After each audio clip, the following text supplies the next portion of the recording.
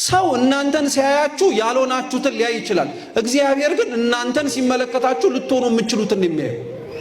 እናንተ ራሳችሁን ስታዩት ኃጢአታችሁን ነው የምትመለከቱት። እግዚአብሔር ግን እኛን ሲመለከተን ኃጢአታችንን ብቻ ሳይሆን ነገ ልንጸድቅ የምንችልበትን ሕይወት ያያል። እንዲህ አይነቱን ዓይን ለሁላችን ይስጠን እግዚአብሔር።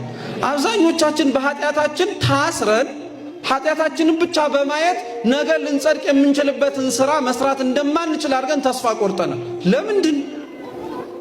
ቅዱስ ኤፍሬም ሶርያዊ ምን ይላል መሰላችሁ? ይህቺ የምትመለከቷት ቤተ ክርስቲያን የጻድቃን ሰውነቶች የተሰበሰቡባት ብቻ አይደለችም። ንስሐ ገብተው በኃጢአታቸው ምክንያት ወድቀው የተነሱ ቢወድቁም የሚነሱ ደግሞ የተነሳ የኃጥአንም ስብስብ ናት ይላል። አሁን እዚህ ውስጥ የተሰበሰብነው የትኛው ጽድቅ ስራችን የሚያሰበስብ ሆኖ ነው? ሁላችንም በፍጹም አይደለንም። ወድቀን ስለምንነሳ ተነስተንም ብንወድቅ ሊያነሳን የሚችል ነገር አለ ብለን ስላመንን እግዚአብሔርን ተማምነን የተገኘው